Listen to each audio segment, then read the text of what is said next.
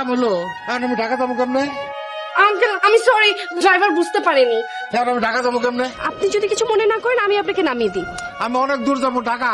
তাহলে তো ভালোই হলো, আমি নিজেও ঢাকা যাচ্ছি, চলুন আপনাকে পৌঁছে দিই। আপনার ওই গাড়িতে? জি। কিছু মনে করবেন না, মলম পার্টি টাটি না তো? ছি ছি আঙ্কেল, আমি মলম পার্টি কেন হতে যাব? আমি তো দেলদুয়ারের তালুকদার বাড়ির নাতনি। তালুকদার বাড়ি মেয়ে আপনি? জি। কোনো ভয় তো নেই না?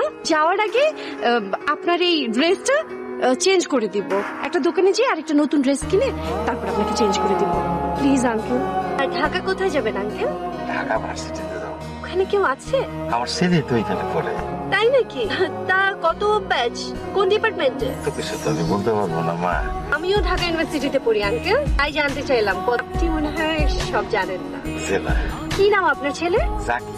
না, এই নামে তো কাউকে মনে পড়ছে না। আমার ছেলে তো খুব পড়াশোনা ভালো, পড়াশোনা নিয়ে থাকে, কারোর সাথে তেমন মিশে না, এই জন্য মনে হচ্ছিল। এই তো চলে এসেছি। আচ্ছা শোনো, আজকে আসার সময় একটা আঙ্কেলের গায়ে পানি ছিটিয়ে ভিজিয়ে দিয়েছি, তাকে সাথে করে নিয়েই ঢাকায় ফিরছি। সব থেকে মজার ব্যাপার হলো তার ছেলেও নাকি আমাদের ইউনিভার্সিটিতে পড়ে। আঙ্কেল আমরা চলে এসেছি। আঙ্কেল এই হচ্ছে ঢাকা ইউনিভার্সিটি, আপনি যান তাহলে। এটা আমার হল, আমি তাহলে আমার হলে যাই। আপনারা অনেক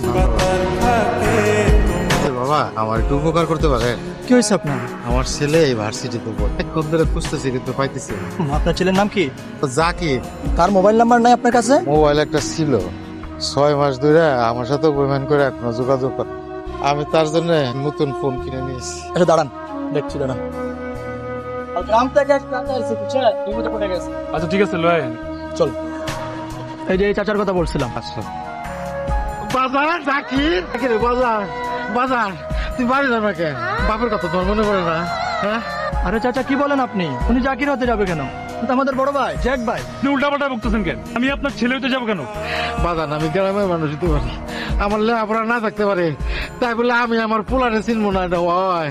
আরে বলছি তো আমি আপনার ছেলে না, এই সোজা কথা তোর মাথায় ঢুকতেছে না? আর তুই কোত্থেকে সব আপদ ধরে নিয়ে আসোস? সব প্রবলেম কি আমার কাছে নিয়ে আসতে হবে? সব আমার সলভ করতে হবে? এখন এই গ্রামের লোক ভাবতেছে আমি তার ছেলে। যা এখন এই টাঙ্গালে বাস উঠাই দেয়, তাই সব ঝামেলা আমাকে তার আনবি না। কি হলো চলেন চলেন। আসলে আমার ভুল হয়েছিল, সারাদিন রোদ্রে রোদ্রে ঘুরছি তো, মাথা ঠিক আমার মাফ করে দিয়ে। আপনার আমার ছেলে মনে করছিলাম তো। একটা কথা বল, আমার জাকির যদি খুঁজে পান তাহলে কোয়েন তার উপর আমার কোনো রাগ নেই। আমার তো একটাই ছেলে, তার উপর আমি কি রাগ করে থাকতে পারি বল? তুমি কখন আসলে? যখন তুমি তোমার বাবাকে চিনতে পারছিলে না, যখন তুমি ভুলে গিয়েছিলে যে তোমার নাম জাকির হোসেন মৃধা, তখন। কি বলো এইসব তুমি? আমি কি বলি এসব? তুমি এতদিন কি বলেছো এইসব? তোমার বাবা মা অ্যাব্রোডে থাকে, তুমি তোমার দাদুর ইচ্ছায় বাংলাদেশে পড়াশোনা করতে এসেছো, এটা বলনি তুমি? ভুল বুঝাবুঝি হচ্ছে। ওই লোকটা, ওই লোকটা তোমার বাবা, আর একমাত্র সম্বল বলতে তুমিই ছিলে। তোমাকে একা একা মানুষ করেছে, যে নিজের মিথ্যা পরিচয়ে সোসাইটির ফার্স্ট ক্লাস সিটিজেন সাজার মিথ্যা অ্যাপ্রোচে নিজের বাবাকে অস্বীকার করে। এই লোকটাকে আজকে প্রথম দেখলাম, আগে কোনোদিন দেখি নাই। ওহ, তাই না? তাহলে তুমি কি করে জানলে যে উনার বাড়ি টাঙ্গাইলে? আর দিহাকে কিভাবে তুমি বললে যে টাঙ্গাইলের টিকিট করে উনাকে বাসে উঠিয়ে দিতে? আজরিন, খবরদার, তোমার ওই নোংরা মুখে আমার নাম আর নেবে না। তুমি যা করলে এটা কোনো মানুষের কাজ হতে পারে না। তুমি একটা অমানুষ। And I hate you!